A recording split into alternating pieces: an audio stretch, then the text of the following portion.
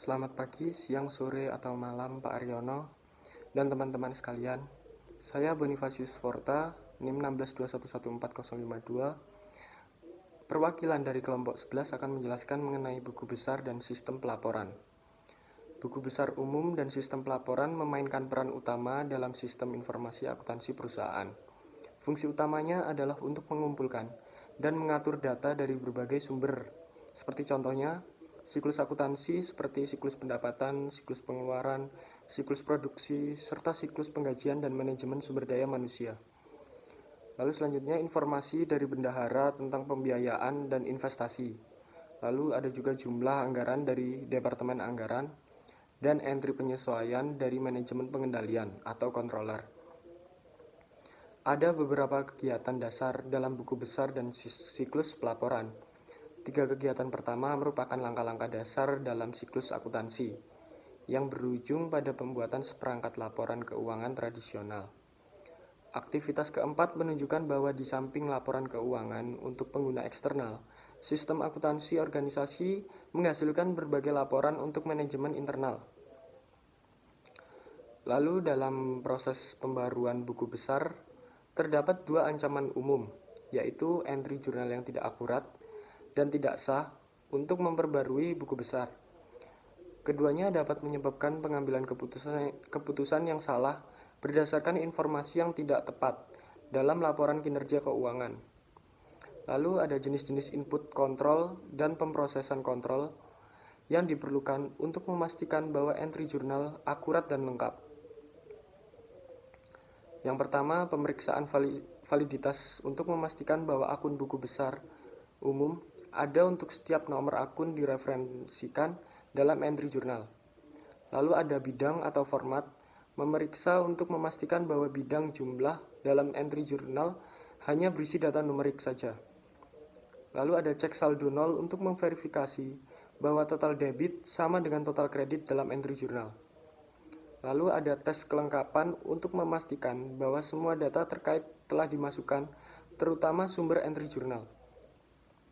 Lalu ada verifikasi loop tertutup untuk pencocokan nomor akun dengan deskripsi akun, untuk memastikan bahwa akun buku besar umum yang benar sedang diakses.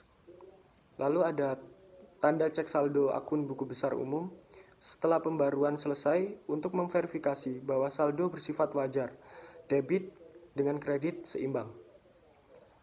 Lalu yang terakhir menghitung total run to run untuk memverifikasi keakuratan pemrosesan batch voucher jurnal.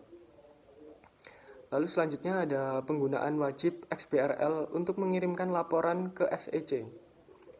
XBRL adalah singkatan dari Extensible Business Reporting Language, merupakan bahasa pemrograman yang dirancang khusus untuk memfasilitasi komunikasi informasi bisnis. SEC mengharuskan untuk menggunakan XBRL saat mengirimkan pengajuan. Terdapat 2 gambar. Yang pertama, gambar menunjukkan bahwa tanpa XBRL, persiapan harus secara manual membuat laporan dalam berbagai format yang berbeda. Meskipun laporan-laporan itu dikirim ke pengguna secara elektronik, penerima harus memasukkan kembali data ke dalam sistem untuk memanipulasi. Hal ini akan menimbulkan ketidakefisienan dan rawan akan kesalahan. Lalu untuk gambar selanjutnya menunjukkan bagaimana XBRL meningkatkan proses pelaporan di mana prepare pengkodean data dan mengirimkan secara elektronik dalam berbagai format kepada pengguna yang dapat langsung menganalisanya. Dengan demikian, XBRL dapat menghemat waktu dan mengurangi kesalahan entry. Lalu selanjutnya adalah menghasilkan laporan manajerial. Aktivitas akhir dalam sistem buku besar dan pelaporan adalah menghasilkan berbagai laporan manajerial, termasuk anggaran. Pada proses, sistem ERP dapat membuat sejumlah anggaran untuk membantu para manajer merencanakan dan mengevaluasi kinerja. Sebuah anggaran aktivitas operasi menggambarkan pendapatan dan pengeluaran yang direncanakan oleh tiap-tiap unit organisasi. Sebuah anggaran pengeluaran modal menunjukkan arus masuk dan keluar kas yang direncanakan untuk setiap proyek model. Anggaran arus kas membandingkan arus kas masuk kas dari operasi dengan pengeluaran yang direncanakan dan digunakan untuk menentukan kebutuhan peminjaman. Lalu untuk ancaman dan pengendaliannya, laporan dan grafik yang didesain dengan buruk dapat menyebabkan manajemen membuat keputusan yang bias atau keliru. Lalu untuk pengendalian dengan penggunaan akuntansi pertanggungjawaban dan anggaran fleksibel untuk mendesain laporan kinerja dan balance scorecard dan memahami prinsip-prinsip desain grafik yang layak. Sekian presentasi dari saya. Bila ada kurang kata atau salah-salah mohon dimaafkan. Bila ada pertanyaan silakan ditanyakan.